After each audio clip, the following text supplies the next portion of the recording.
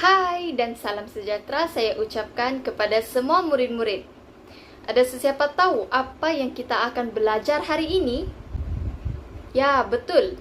Hari ini saya akan masuk subtopik baharu dalam bab 4. Topik yang akan kita belajar hari ini adalah unsur dalam skala 3. Ada sesiapa ingat topik apa yang kita belajar minggu lalu? Baiklah. Minggu lalu kita sudah melihat unsur yang terdapat dalam kumpulan 17. Ada sesiapa ingat nama bagi kumpulan 17? Tidak. Baiklah, kumpulan 17 juga dikenali sebagai kumpulan halogen.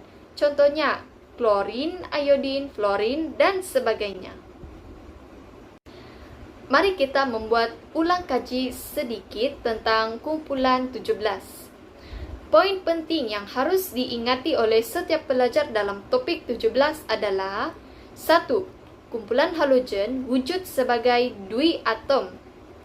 Yang kedua, semakin menuruni kumpulan, warna unsur akan menjadi semakin gelap dan keadaan fizikal akan bertukar daripada gas kepada cecair dan seterusnya kepada pepejal. Yang ketiga, kereaktifan unsur juga semakin berkurang menuruni kumpulan 17. Kenapa?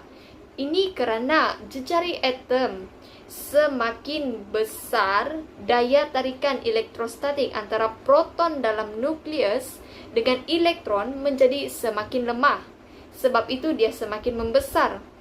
Dan unsur-unsur halogen ini mempunyai 7 elektron valence dan cenderung untuk menerima elektron untuk mencapai susunan elektron yang oktet.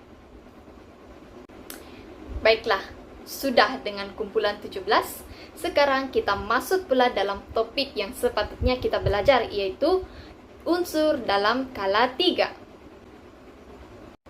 Sebelum itu, saya mohon kepada pelajar-pelajar untuk klikkan pada link Jamboard yang telah disediakan untuk memberi serba sedikit pendapat tentang unsur dalam skala 3 dan kaitkan dalam kehidupan seharian kita. Saya percaya murid-murid mempunyai pelbagai pendapat berkenaan dengan topik yang kita belajar hari ini, yaitu unsur dalam skala 3.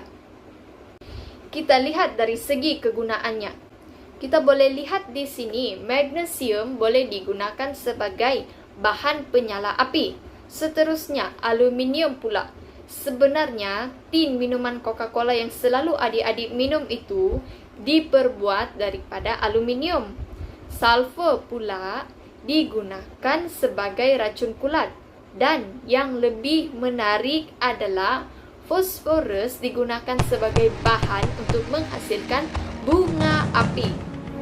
Sekarang, murid-murid sudah dapat mengaitkan unsur-unsur dalam skala 3 dalam kehidupan seharian kita. Untuk pengetahuan adik-adik juga, dalam badan kita ini ada unsur-unsur ini, contohnya fosforus.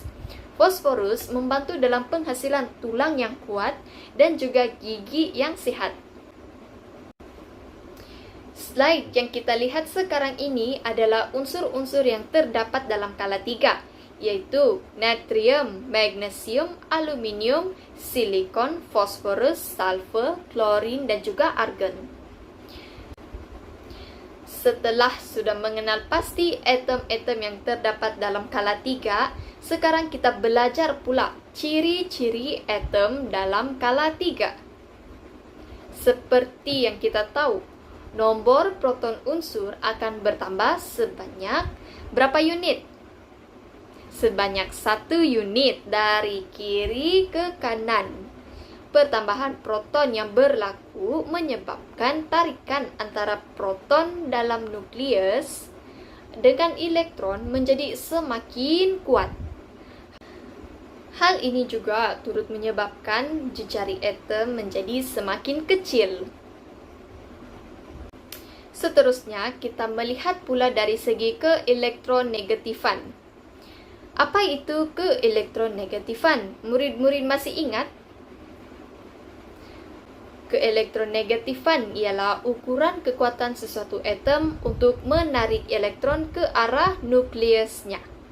Oleh itu, keelektronegatifan atom dalam skala 3 juga menjadi semakin bertambah. Mengapa bertambah? Seperti yang kita sudah belajar sebentar tadi, jejari atom menjadi semakin kecil dari natrium ke argon. Hal ini kerana daya tarikan antara proton dalam nukleus dengan elektron menjadi semakin kuat. Hal ini justru menyebabkan atom akan menjadi lebih mudah untuk menerima elektron. Okey, sudah dengan keelektronegatifan, kita melihat pula sifat kelogaman unsur. Apa yang dimaksudkan dengan sifat kelogaman ini?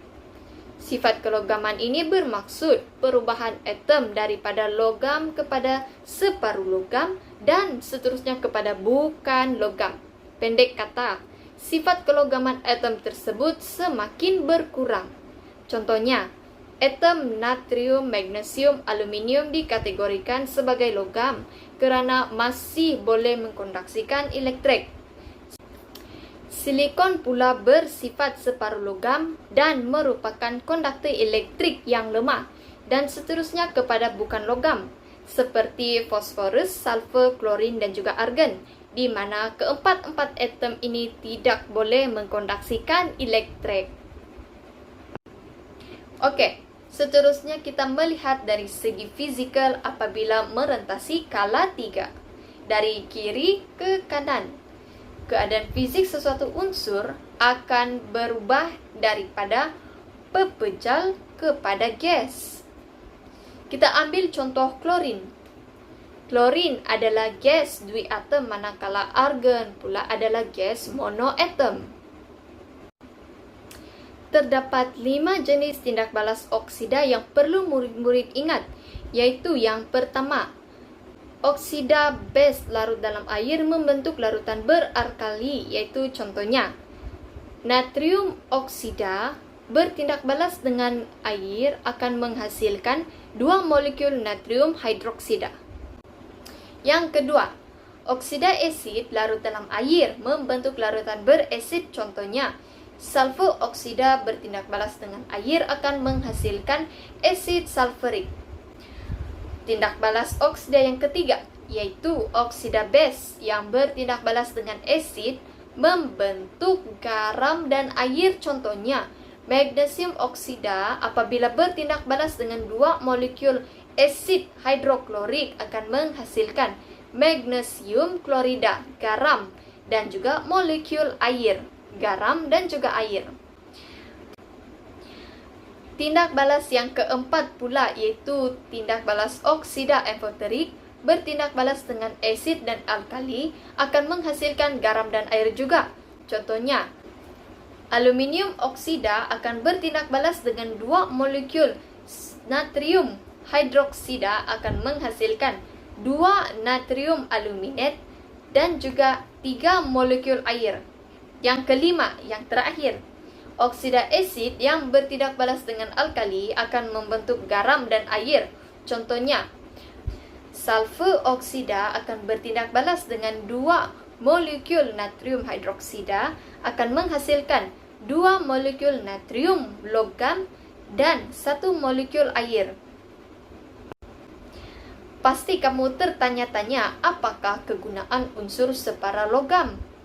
Baiklah, unsur separalogam juga mempunyai kegunaan yaitu sebagai metaloid. Apa itu metaloid?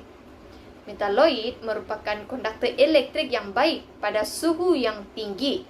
Contohnya, silikon digunakan sebagai semikonduktor dalam penghasilan mikrochip elektronik, mikrochip dalam telefon. Baiklah, sampai di sini sahaja pengajaran kita pada minggu ini. Kita akan berjumpa lagi untuk minggu yang kehadapan.